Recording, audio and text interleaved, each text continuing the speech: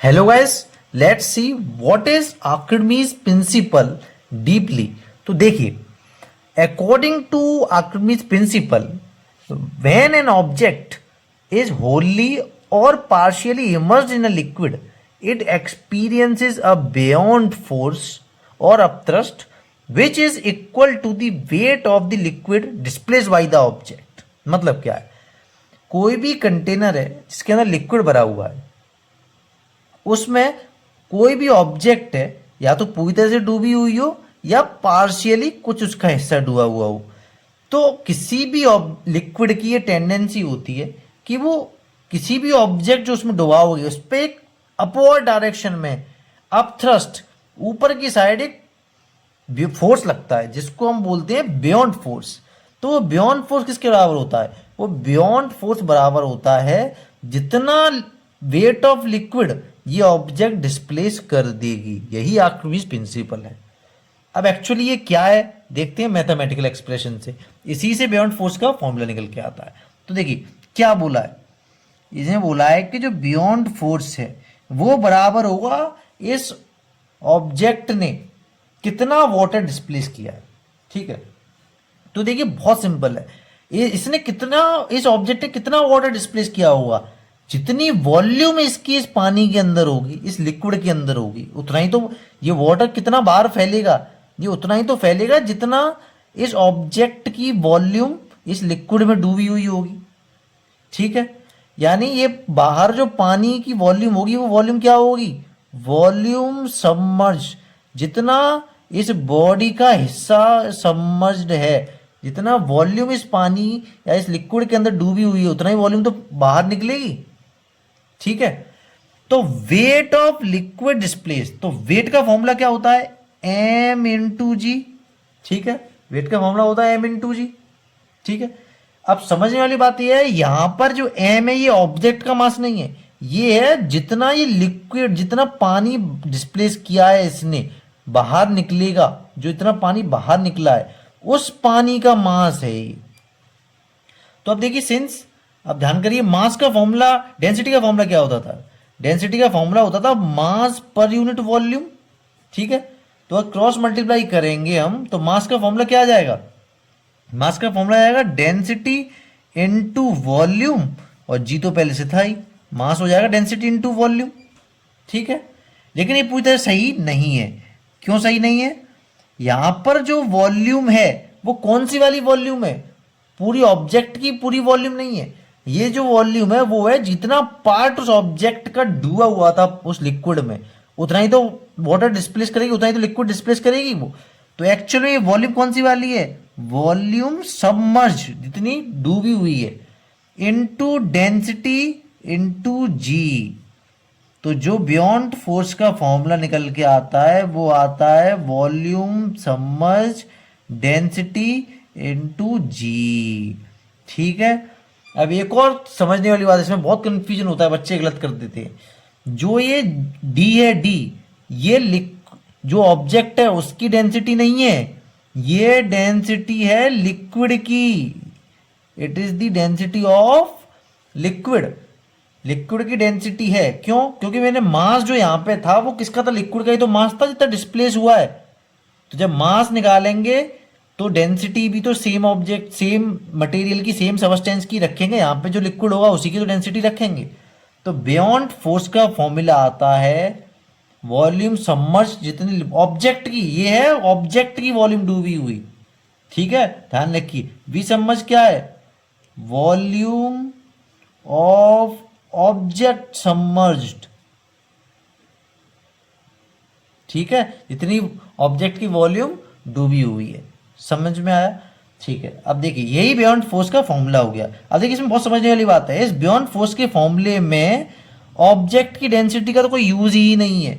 तो ध्यान रखिए, ये जो फॉर्मूला है ये फॉर्मूला है independent, independent of objects density. Object की डेंसिटी की कोई वैल्यू नहीं है बियॉन्ड फोर्स में, इसको सिर्फ उस ऑब्जेक्ट कितना डूबा हुआ है उसकी वॉल्यूम से मतलब है। तो बियॉन्ड फोर्स का फॉर्मूला हो गया वी सबमर्ज डी जी। ठीक है, ओके। सिंपल है, कुछ भी इसमें स्पेसिफिकली कठिन नहीं है। ठीक है, तो देखिए अब आपने कई बार देखा होगा कोई ऑब्जेक्ट डूबती या तैरती है उसको डेंसिटी के बेसिस पर डिसाइड करते हैं कि अगर ऑब्जेक्ट की डेंसिटी लिक्विड से ज़्यादा तो वो डूब जाएगी और नहीं तो नहीं डूबेगी। तो ये कैसे आता है, तो देखिए इसको बोलते हैं principle of flotation. Principle of flotation, principle of flotation, तैरने का सिद्धांत। ठीक है, तो देखिए वो भी इसी से निकल के आता है।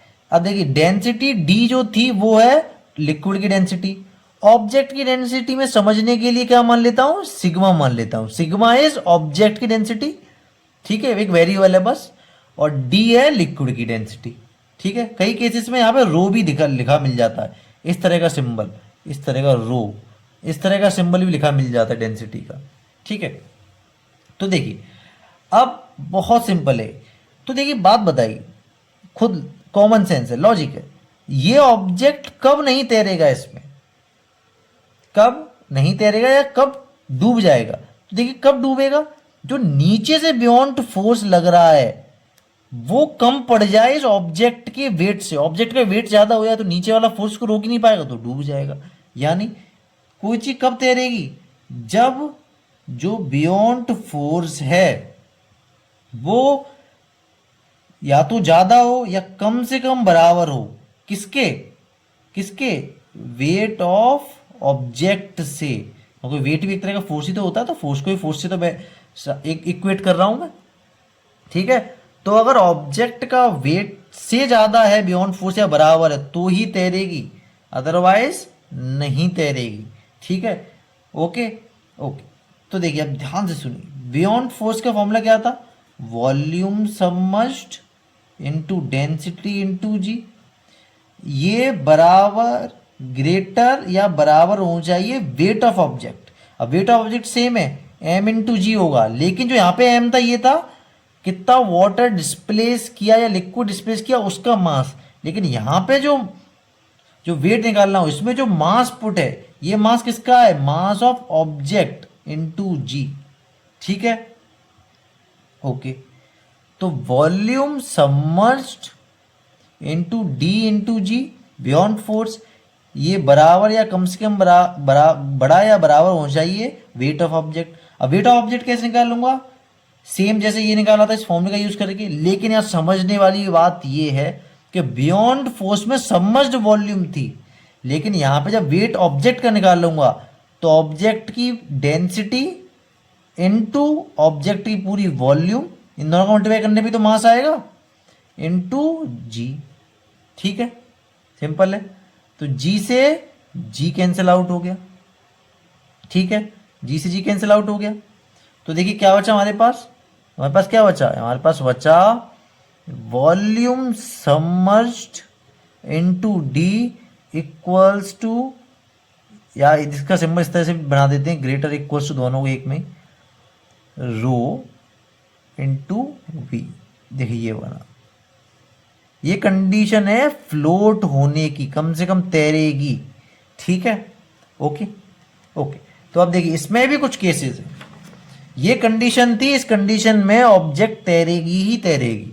ठीक, क्या एक्सप्रेशन आया था, एक्सप्रेशन हमारे पास आया था जो volume submerged into density is greater equals to volume of object, complete volume of object into density of object. ठीक है, ये density of liquid, density of object.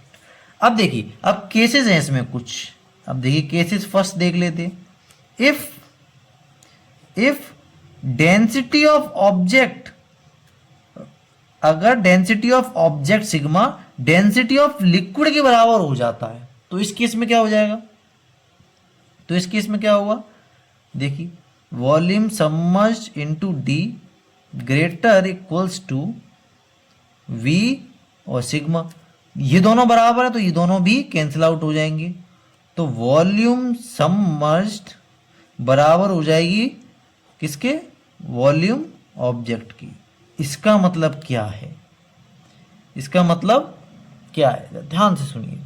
इसका मतलब ये है कि अगर ये कंटेनर है, ठीक है, इसमें अगर, इस केस में अगर, ध्यान से सुनिए, अगर ऑब्जेक्ट की डेंसिटी लिक्विड की डेंसिटी के बराबर हो जाएगी तो भी ऑब्जेक्ट फ्लोट करेगी, ऑब्जेक्ट फ्लोट करेगी, लेकिन पूरी डूब कर फ्लोट करेगी, पूरी डूब कर फ्लोट करेगी, सरफेस से टच होके फ्लोट करेगी, बॉटम पे नहीं आएगी, लेकिन पूरी डूब कर फ्लोट करेगी, क्योंकि जो वॉल्यूम सबमर्ज की है वो पूरी ऑब्जेक्ट की वॉल्यूम बराबर होगी, यानी जितना वाटर से डिस्प्लेस किया उस वाटर सबमर्ज, उस वाटर की या उस लिक्विड की वॉल्यूम जो है वो पूरी ऑब्जेक्ट की वॉल्यूम के बराबर हो गई। क्यों हो गई? क्योंकि डेंसिटी इन दोनों की बराबर होगी, ऑब्जेक्ट और लिक्विड की, ठीक है। तो अगर डेंसिटी ऑब्जेक्ट की और लिक्विड की बराबर है तो बॉडी डूब कर तैरेगी लेकिन फ्लोट करेगी, ठीक है। अब ओबियस सी बात है, अगर डेंसिटी ज्यादा होगी लिक्विड की ऑब्जेक्ट से तो फ्लोट करनी ही करनी है, ठीक है। लेकिन केस सेकंड तो बहुत ही ईजी है, बहुत ईजी है कि अगर डेंसिटी क्या हो गई, डेंसिटी अगर ज्यादा हुई तो तैरेगा ही। अब डेंसिटी कम पड़ गई लिक्विड की और ऑब्जेक्ट की डेंसिटी ज्यादा हो गई, ऑब्जेक्ट की डेंसिटी ज्यादा हो गई, तो ये इक्वेशन तो गलत ही हो जाएगी। गलत इन द सेंस ये सिंबल रिवर्स हो जाएंगी क्योंकि इसकी वैल्यू फिर बढ़ जाएगी। तो अगर डेंसिटी लिक्विड से ज्यादा है ऑब्जेक्ट की तो ऑब्जेक्ट विल सिंक, तो ऑब्जेक्ट क्या कर जाएगी? सिंक कर जाएगी। क्या कर जाएगी? सिंक कर जाएगी। तो ये थे complete cases of Archimedes principal. ये डेंसिटी का जो भी कॉन्सेप्ट था ये भी इवेंचुअली आर्किमिडीज प्रिंसिपल से ही आता है। So it was that easy if you understand deeply. So thanks for watching.